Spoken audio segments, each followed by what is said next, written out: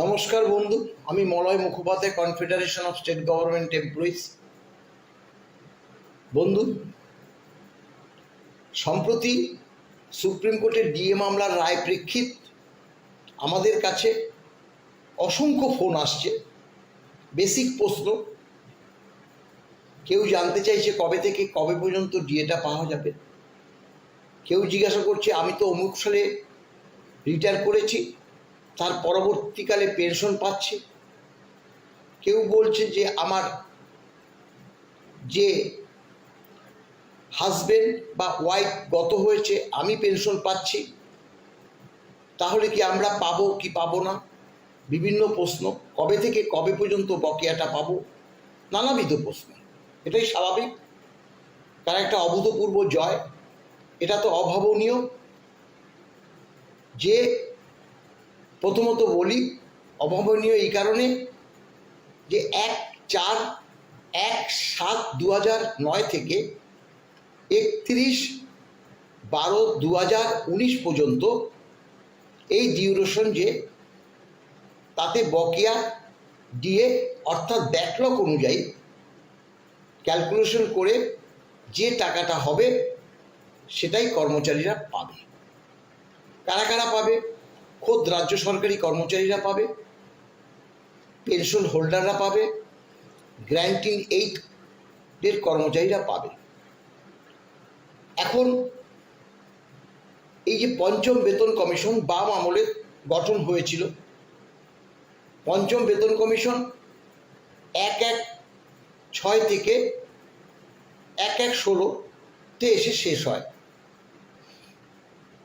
আমরা লক্ষ্য করি যে বামফ্রন্ট সরকার 1/7/2006 থেকে ডিএ প্রদান করেনি বটে, কিন্তু তারা 1/4/2008 থেকে 31/3/2009 পর্যন্ত 12% ডিএ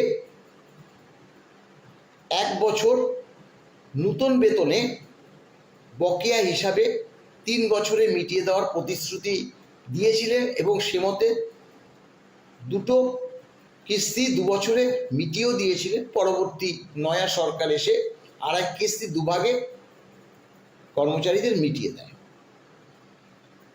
এবং বামফ্রন্ট সরকার তখন বলেছিল এই যে 12% ডিএর পরবর্তী 1/4/9 আরও 4% ডিএ যোগে কর্মচারীরা নয়া বেতন হাতে পাবে, এবং সেটা আমরা সত্যি সত্যি পেয়েছিলাম।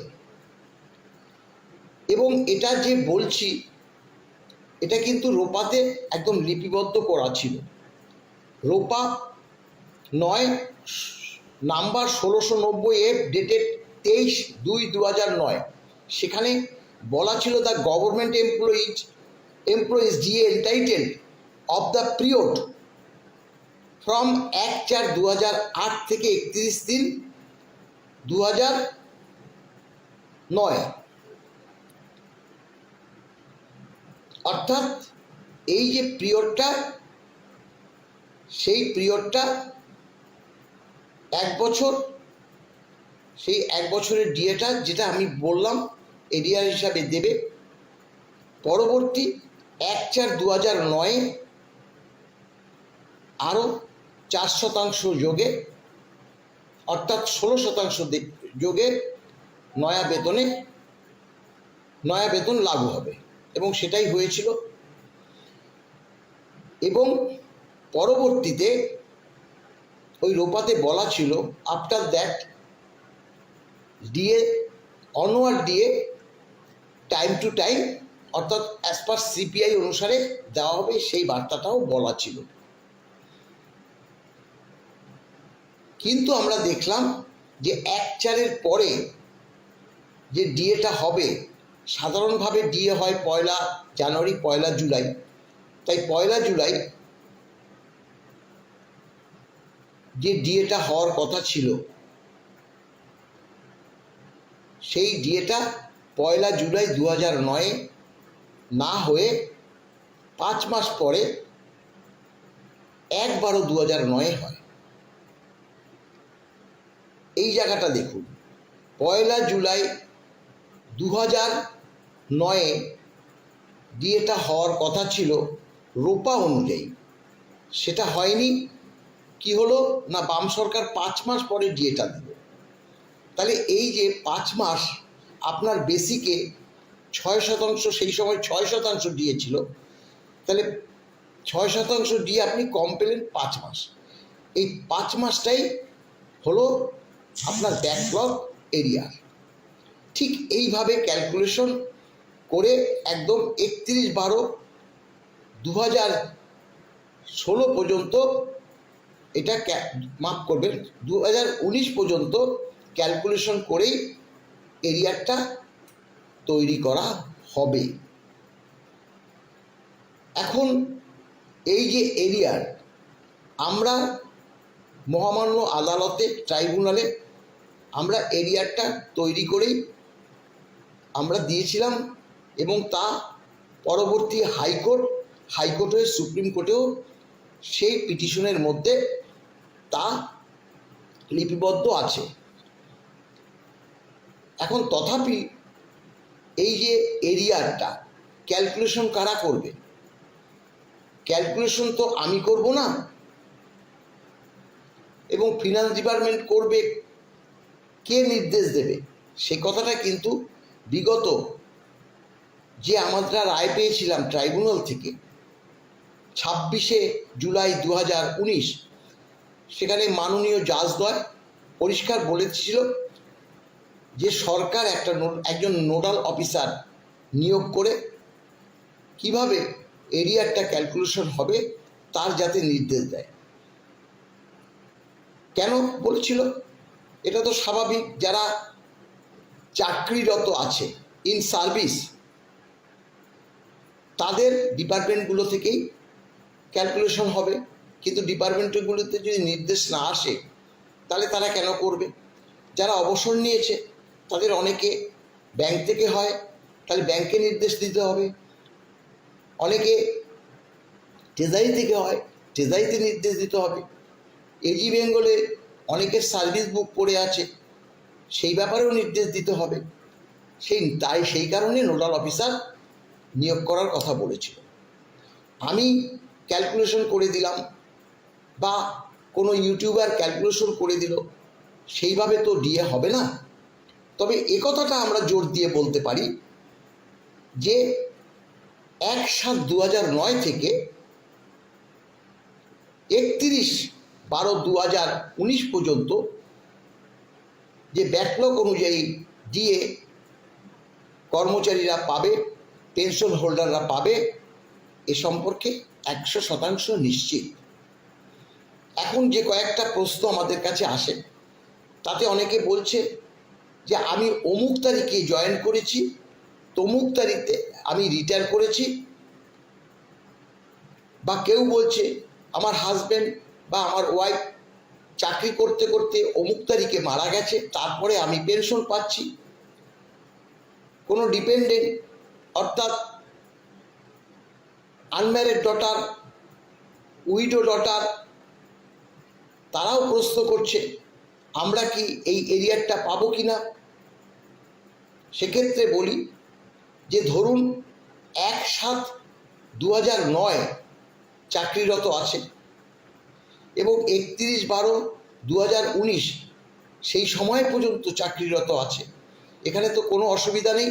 যিনি চাকরিরত আছে তিনি একদম ফুল যে বেসিক তার উপর ডিএটা ক্যালকুলেশন হবে এবং এরিয়ারটা পাবে। এখন ধরুন 1/7/2009 চাকরিতে ছিলেন, 2 বছর 3 বছর 5 বছর পরে তিনি অবসর নিয়েছেন। যেদিন অবসর নিয়েছেন সেদিন পর্যন্ত ফুল বেসিকে তিনি এই ডিএটা ক্যালকুলেশন হবে। পরবর্তীকালে পেনশনে যে বেসিক, তাতে সেইভাবে ক্যালকুলেশন হবে সেই 31/12/2019 পর্যন্ত। পেনশন হোল্ডাররা সম্পূর্ণ যদি ধরুন 1/7/2009 আগেই তিনি রিটায়ার করে গেছেন, অনেকে ভাবে আমি তো 2000 সালে রিটায়ার করে গেছি, কেউ যদি বলে আমি তো 98 সালে রিটায়ার করেছি, এখনও তিনি হয়তো জীবিতই আছে, তারা ভাবছে যে আমরা কি পাবো না? নিশ্চয়ই পাবেন, আপনারাও পাবেন। তখন আপনারা যেহেতু অবসর নিয়েছেন, তাই অবসরকালীন যে বেসিক, সেই অবসরকালীন বেসিকের যে ডিএটা, সেটাকে ডিএ না বললেও আমরা সাধারণত ডিএ কথায় উঠে আসে, ডিয়ারনেস রিলিফ বলে, ডিআর, সেই ডিআর মানে ডিআর ক্যালকুলেশন করে তার ডিএটা হবে। একদম সোজা প্রশ্ন। আর একটা প্রশ্ন আসে যে আমার বাবা চাকরি করত, বাবা রিটায়ার করেছে, পেনশন পেত, মা তার আগেই মারা গেছে, পরবর্তীকালে বাবা পেনশন পেতে পেতে মারা গেছে, তাহলে এই যে এরিয়ারটা, সেই এরিয়ারটা কি আমি বা আমরা, অর্থাৎ সন্তান সন্ততিরা প্রশ্ন করছে, পাবো না? দেখুন, এখানে একটা আইনগত ব্যাপার আছে। আপনারা তো ডিপেন্ডেন্ট না, আপনারা তো, যদি সেখানে কোনো আনম্যারিড ডটার থাকতো, উইডো ডটার থাকতো, আন্ডার এজের কোনো মানে পুত্র বা কন্যা থাকতো, তারা সহজেই পেয়ে যেত। এখানে যেহেতু আপনারা ডিপেন্ডেন্ট নয়, কিন্তু আপনারা লিগাল হেয়ার, অতএব আপনারা প্রাপ্য, কিন্তু সেটা আইন মাফিক আপনাকে প্রমাণ করতে হবে। সাকসেশন সার্টিফিকেটের ব্যাপার আছে, কোর্টের ব্যাপার আছে, সেটা এই মুহূর্তে পরিষ্কারভাবে আমাদের পক্ষে বলা সম্ভব নয়। এখন ব্যাকলগটা কিভাবে ক্যালকুলেশন হবে, সেটা অবশ্যই আমি এই আজকেই একটা ভিডিওর মাধ্যমে জানিয়ে দেওয়ার চেষ্টা করব। এইটুকু প্রশ্নগুলোই আসে সাধারণত, তাই এইটুক বার্তা আমি আজ দিয়ে রাখলাম। ক্যালকুলেশন আমরা করেছি, খুব সহজ ভাষায় করেছি, কিভাবে আপনারা নিজেরাই তৈরি করে নিতে পারবেন, এবং এটা আমাদের মনে হয় অথেন্টিক। অতএব এটার জন্য আপনারা একটু ধৈর্য ধরুন, অবশ্যই পেয়ে যাবেন। ভালো থাকবেন, নমস্কার।